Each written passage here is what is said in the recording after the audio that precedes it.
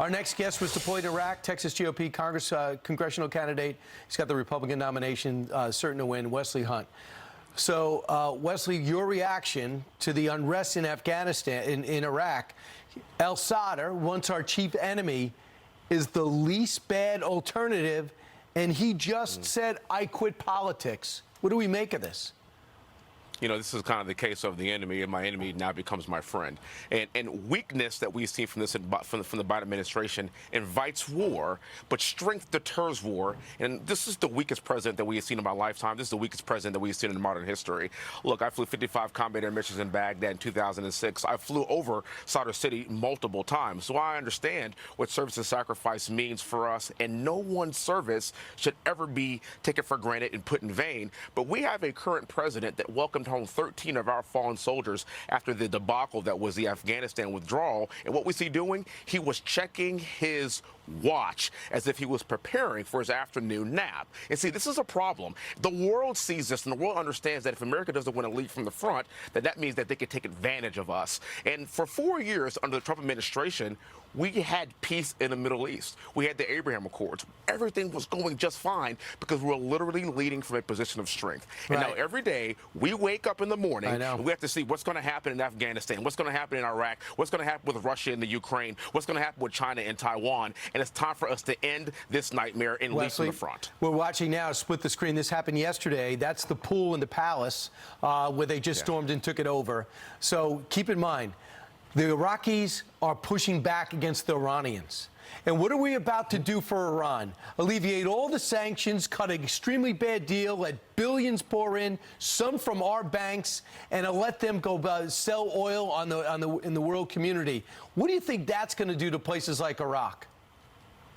We are empowering bad actors. Iran is a bad actor. We are now allowing Iran and giving them a path to have a nuclear weapon again after we know absolutely that they are going to target not only our allies, they're going to target us, and they're going to target Israel, they're going to target the world. But also, we look at the weakness that we have shown with Russia and Vladimir Putin and the Ukraine. We have now empowered their energy policy as well.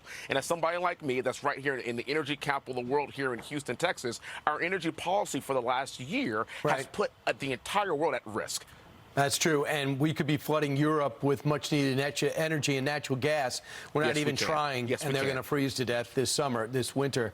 So West Point decided to take down all semblances of Confederate soldiers, including Robert E. Lee, who had a rich history on it, and to the point where the Union was trying to recruit him to lead their army. He chose the Confederates, so they're taking down his photo. What's your reaction? You went to West Point.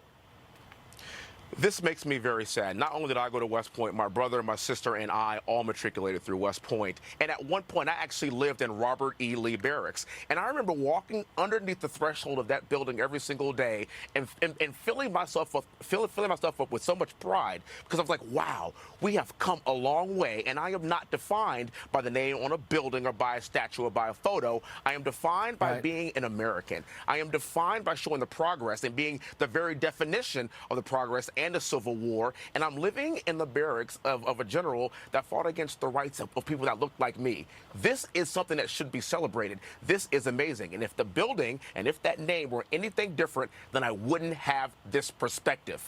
We've got to stop this in this country. We have to understand that we are all imperfect, and if we want to name every building and statue and every road after a perfect person, everything would be named Jesus Christ. Let's be honest. Let's talk about the progress that we have made over the years. Let's not whitewash this. Let's not change the name on buildings. Let's talk about our history and learn from it. Right. All of a sudden in 2022, we don't want to do what they decided to do in 1865.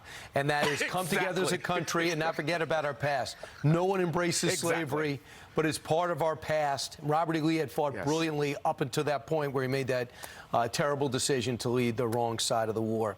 Wesley Hunt, thanks so much. Let's talk about it. Let's talk about it, and especially for a guy who served our country and went to that school. Appreciate it. Thanks. Best luck in the general.